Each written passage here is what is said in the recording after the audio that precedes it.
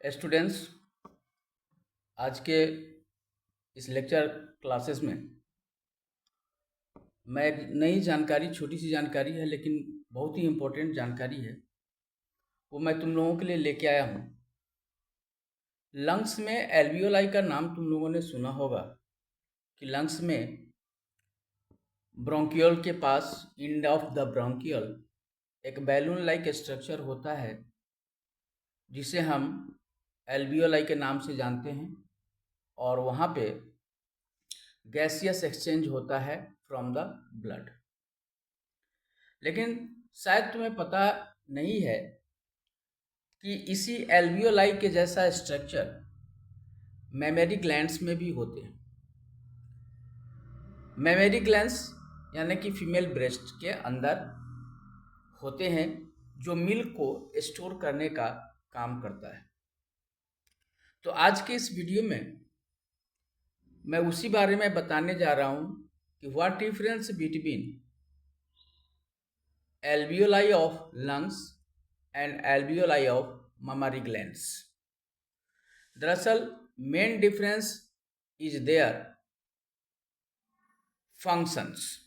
यहाँ main difference जो है, स्ट्रक्चर में कोई खास अंतर नहीं है, मेन अंतर है इसके फंक्शन में।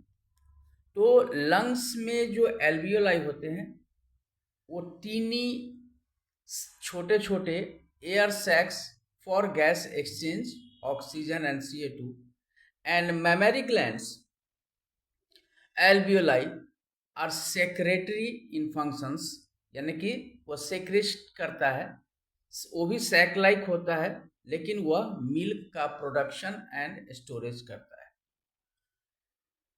Alveoli of mammary glands is a structural and functional unit of mammary gland, and alveoli of lungs is a structural and functional unit of lungs। यानी कि दोनों स्ट्रक्चरल एंड फंक्शनल यूनिट ही है, एक lungs का और दूसरा जो है मेमोरी ग्लैंड का। अब यहाँ पे हम दोनों में डिफरेंस बताने जा रहे हैं। कोई खास डिफरेंस नहीं है, बट डिफरेंसेस है। पहला डिफरेंस दोनों में ये है कि लंग्स में जो एल्वियोलाई होते हैं वो एल्वियोलाई गैसियस एक्सचेंज करते हैं फ्रॉम ब्लड, यानी कि ब्लड को ऑक्सीजन देते हैं और ब्लड से कार्बन डाइऑक्साइड लेते हैं।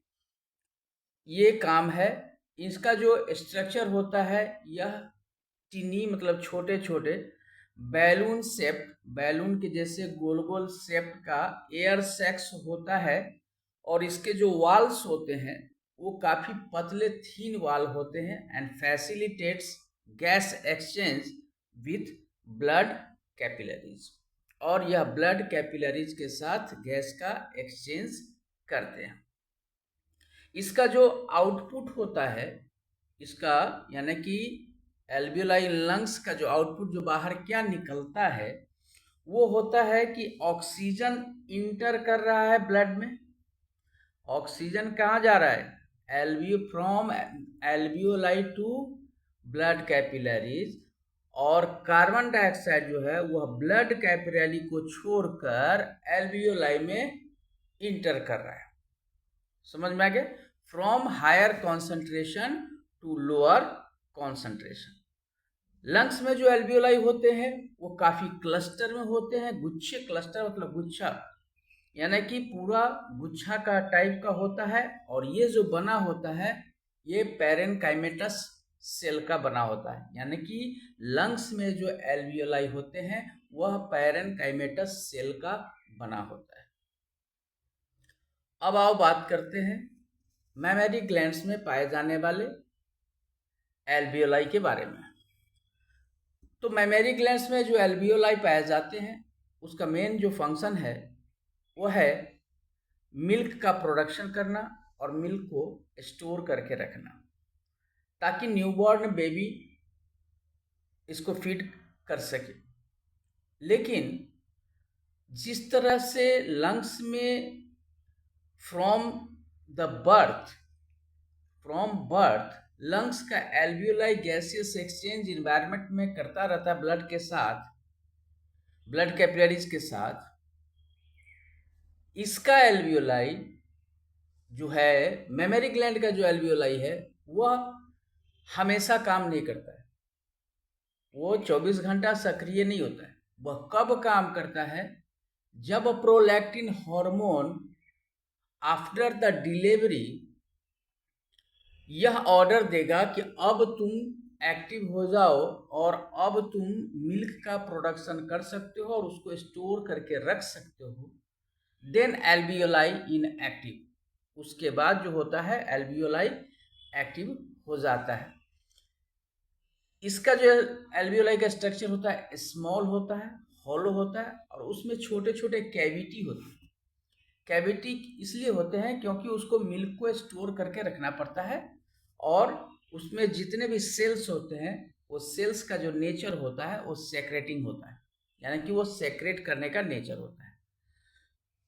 इसमें से जो मिल्क सेक्रेट होते हैं, दरअसल एल्वियोलाई से छोटे छोटे डक्ट्स होते हैं, पाइप होते हैं जो ब्रेस्ट के निप्पल तक कनेक्टेड होते हैं और उसका जो सेक्रेशन होता है, एल्वियोलाई का जो सेक्रेशन होता है मिल्क का, वो थ्रू द डक्ट होता है। लेकिन लंग्स का जो एल्वियोलाई है उसका जो एक्सचेंज होता है उसमें कोई डक्ट नहीं होता है, वो ब्लड कैपिलरीज से डायरेक्ट एक्सचेंज होता है। That is the main vital difference दोनों एल्वियोलाई में। साथ ही साथ मेमोरी ग्लैंड में जो एल्वियोलाई होते हैं वो न्यूमेरस और ये भी क्लस्टर में होते हैं और जो है ये लैक्टोफेरस डक्ट्स, जो अभी हमने बताया कि इस डक्ट से जुड़े होते हैं, उस डक्ट का नाम है लैक्टोफेरस डक्ट्स। तो वह लैक्टोफेरस डक्ट से ब्रेस्ट के निप्पल के साथ जुड़े हुए होते हैं जहां से ब्लड का मिल्क का सेक्रेशन होता है। ठीक है, तो आज के वीडियो में बस इतना ही।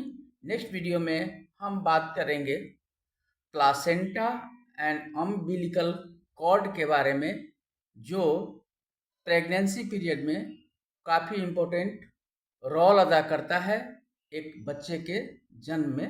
तो नेक्स्ट वीडियो में मैं उसी पर वीडियो लेके आऊँगा, प्लासेंटा एंड अम्बिलिकल कॉर्ड।